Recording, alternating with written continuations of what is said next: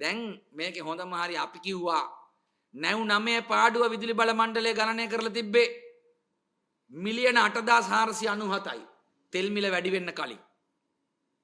තෙල් මිල වැඩි වුණාන් පස්සේ ඒක පාඩුව වෙන්න ඕන මිලියන 11000ක්. ඊළඟට මම ඔබතුමන්ලාට කියන්නම්. හරිද? මේ තව තියෙනවා දැන් විගණකාධිපතිවරයා කියලා තියෙනවා. දැන් විගණකාධිපති වාර්තාව එන්න කලින් කියන්නකෝ. පළවෙනි නැව් 3 එනකොටම අපේ කමිටුවේදී අපි ඇහුවා විමසීමක් කරුවා දැන් මේ ටෙන්ඩර් එක කැන්සල් කරන්න පුළුවන්ද කියලා. බෑ කියලා කිව්වොත් තර්කයක් ගෙනාව එක ළඟ නැව් දෙකක් රිජෙක්ට් වෙන්න ඕන කියලා. මේ කොටෙක්නා වගේ හොර කම්පැනි වලින්. හරිද? රිජෙක්ට් වෙන්න ඕන කියලා. එතකොට ඒ රිජෙක්ට් නොවුනහම මේ කැන්සල් කරන්න බෑ කිව්වා. දැන් විදුලි බල අමාත්‍යාංශය කෙකරගා කියනවා නීතිපත කියලා දෙනවනේ කැන්සල් කරන්න පුළුවන් කියලා ඉවරලා. අපි ඒ වෙලාවකෝ මේක කැන්සල් කරලා දෙවෙනි තුන්වෙනි හතරවෙනි පස්වෙනි සැපයුම් කරුවන් එක සාකච්ඡා කරන්න කියලා. මොකද එකක් කිව්වොත් එහෙම කියයිනේ අපි හොරා කනවා කියලා ඉවරලා. ඒ වෙලාවේ දෙවෙනි තුන්වෙනි හතරවෙනි පස්වෙනි සැපයුම් කරුත් එක සාකච්ඡා කරලා මේ ගානට ගේන්න කියලා අපි උපදෙස් දුන්නා. කරන්න බෑ කියලා කිව්වා. හැබැයි ඒ වෙලාවේ ගෙනා නම් එක සැපයුම් කරුට නැව් 5 ගාන දුන්නා නම් මේ වෙනකොට නැව් ටිකත් ඇවිල්ලා වැඩිපුර ගෙවන්න ඕනේ නැහැ. බාල ගල්ලංගුරු එන්නෙත් නැහැ. ඒ වෙනුවට කැන්සල් නොකර හුරතල් කර නැව් පරක්කු වෙද්දි ප්‍රමාද ගාස්තු ගහන්න නැතුව කාලෙ දික් කරලා දීලා අන්තිමට හොර රහසේ ගෙනාවා කැබිනට් පේපර් එකක් දැම්මා ස්පොට් ටෙන්ඩර් එකකට. ස්පොට් ටෙන්ඩර් එකකට දැම්මයින් පස්සේ දැන් ඔන්න ඕක ගියා තරංජිත් රිසෝස් ප්‍රයිවට් ලිමිටඩ් කියන ඉන්දියානු සමාගමට. ඒකේ ලෝකල් ඒජන්ට්යා හේලිස් සමාගම. අපි හිතුවා හේලිස් සමාගම ලෝකල් ඒජන්ට් වෙනකොට හේලිස් කියලා කියන්නේ මේ රටේ නමක් දිනපු සන්නාමයක්. අපි කිසිසේත්ම හේලිස් සන්නාමයට අගෞරව කරන්න අපේ බලාපොරොත්තුවක් නැහැ.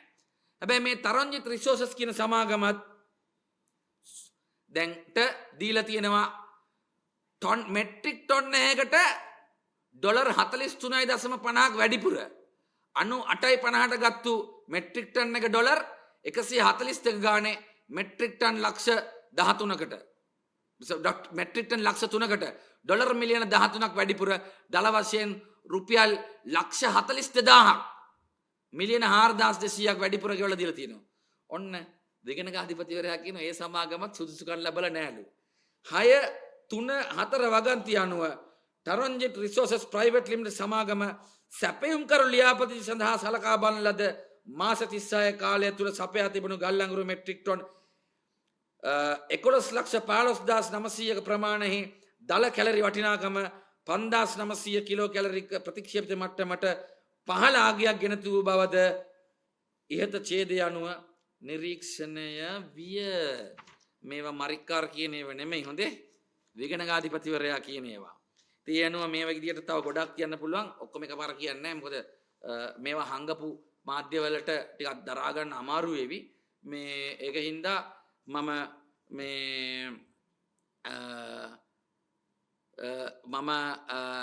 අන්තිමටම ඕනනම් කියන්නම්. හරිද?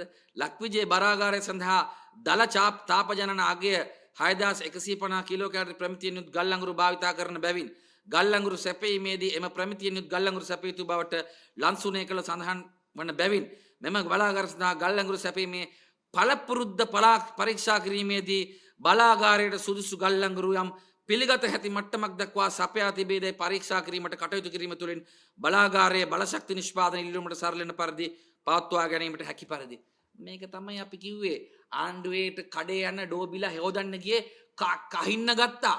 හරිද? කහින්න ගත්තා ලෝ ප්‍රයිස් කියලා. ලෝ ප්‍රයිස් නෙමෙයි ක්වොලිටි එකක් ඕන. දෙකම ඕන. දැන් බලන්න මම කියන එක බොරු නම් අපි කියන ඒවා තමන්ගේ වගේ කරන මේ ආණ්ඩුව අනුන්ගේ කලිසම තමන්ගේ වගේ ලැජ්ජ නැතුව ගාණක් නැතුව ඇඳගෙන කටිනේ ඉන්නේ. ලබන පාර ටෙන්ඩර් එක සප්ලයි කෙනෙකුට මේකල දෙන්නේ නැහැ. මේ 2026-27 වර්ෂය සඳහා. එහෙම හරි ඉගෙන ගන්නව නම් ලොකු දෙයක් කියලා තමයි මම කියන්නේ. ඒ නිසා පාඩු තුනක් සිද්ධ වෙලා තියෙනවා. එකක් තමයි ගල් අඟුරු නැව් 9න් මිලියන 11000ක විතර පාඩුවක් වෙලා තියෙනවා බාල ක්වොලිටි හින්දා.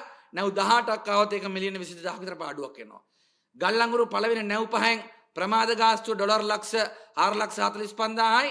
නැව් 18ට දල වශයෙන් ඩොලර් ලක්ෂ 20ක් විතර පාඩුවක් එනවා.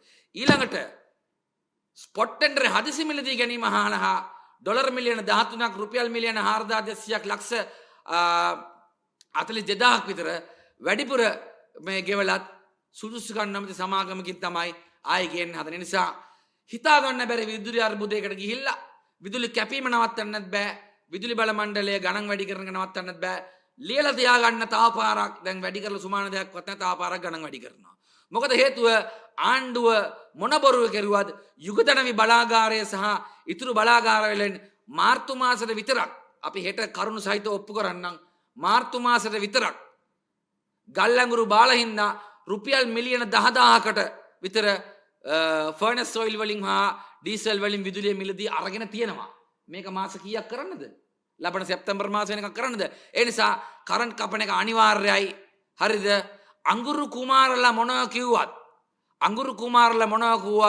අඟුරු ගෑවිලා තියන්නේ මූණේ ගැලවිලා හොදන්න බැරි වෙන්න නේද ඩෝබිලා පොඩි ඩෝබිල උනත් ලොකු ඩෝබිලට උනත් හොදන්න බැරි ගානට අඟුරු ගෑවිලා තියෙන චුයින් ගම් වගේ හරිද ඒ නිසා අපිට දුකයි මේ රට ජනතාවට කරන්ට් කපන එකට මූණ දෙන්න සිද්ධ වෙනවා ආසියාවේ විශාලම විදුලි බිල සහිත රට බවට ලංකාව පත් කරලා ඉවරයි මේ අය නේද කටින් බතල කොළ හිටපු කට්ටිය නේද දැන් මාර ආණ්ඩුවන්නේ අනවශ්‍ය විදියට ඉන්ධන රැස් කරන්න එපා කියලා ඇමති ඇවිල්ලා ජනාධිපති කියනවා අනවශ්‍ය විදියට විදුලි පරිභෝජනය කරන්න එපා කියලා පුණ්‍ය කුමාර ජයකොඩි කියනවා හරිද අනවශ්‍ය විදියට පෝර රැස් කරන්න එපා කියලා අපේ ලාල් අයියා කියනවා හරිද ඊළඟට මේ අනවශ්‍ය විදියට මේ මොකද්ද වෙළඳ ඇමතියා කියනවා බඩු භාණ්ඩ රැස් කරන්න එපා කියලා ඉවරලා මේ අපේ වසන්ත සමරසිංහ සහෝදරයා කියනවා නේද